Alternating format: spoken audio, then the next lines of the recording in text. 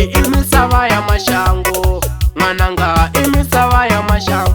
Misava leyi i misava ya maxangu, n'wananga i misava ya maxangu. U nga hlamali hi nga twani na maxaka, wena i misava ya maxangu. U nga hlamali wena hi nga twani na makhelwane.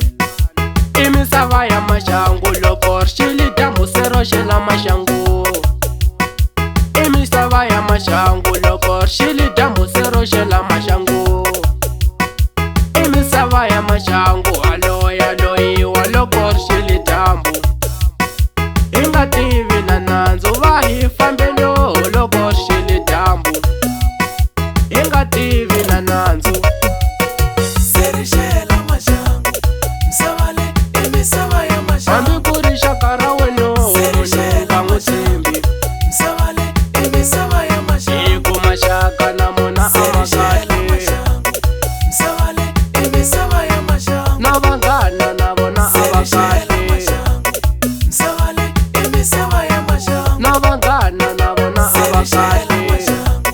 misava leyi i misava ya maxangu. Wo hlupheka hi noho loko xili dyambu. Misava leyi i misava ya maxangu, Wo hlupheka hi noho loko xili dyambu. misava leyi i misava ya maxangu. Se ri xela maxangu, misava leyi i misava ya maxangu.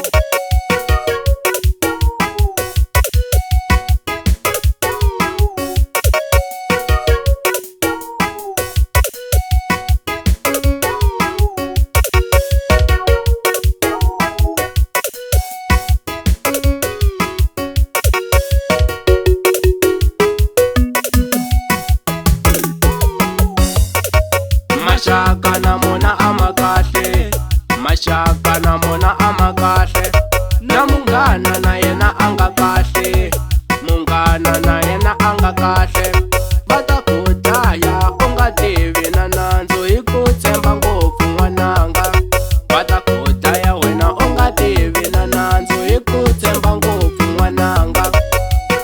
N'wana mani u nga tshembi munhu la misaveni, U nga tshembi munhu, munhu a nga kahle tshembi munhu, nga ku dlaya loko dlaya. u nga tshembi munhu, Munhu a nga kahle tshembi munhu, nga ku dlaya loko dlaya. u nga tshembi munhu, Loko vona ximayili ka munhu tshembi munhu, i ximayili xa ndlwana. tshembi munhu, Loko vona ximayili ka munhu tshembi munhu, i ximayili xa ndlwana. tshembi munhu, Hambi ku ri munghana u nga tshembi munhu la misaveni. u nga tshembi munhu, Hambi ku ri munghana u nga tshembi munhu la misaveni. u nga tshembi munhu, Hambi ku ri maxaka u nga tshembi munhu a nga ku dlaya. u nga tshembi munhu, Hambi ku ri maxaka u nga tshembi munhu a nga ku dlaya. u nga tshembi munhu, Hi phindani u nga tshembi munhu la misaveni. u nga tshembi munhu, Edansi u nga tshembi munhu la misaveni. u nga tshembi munhu, u nga tshembi munhu la misaveni.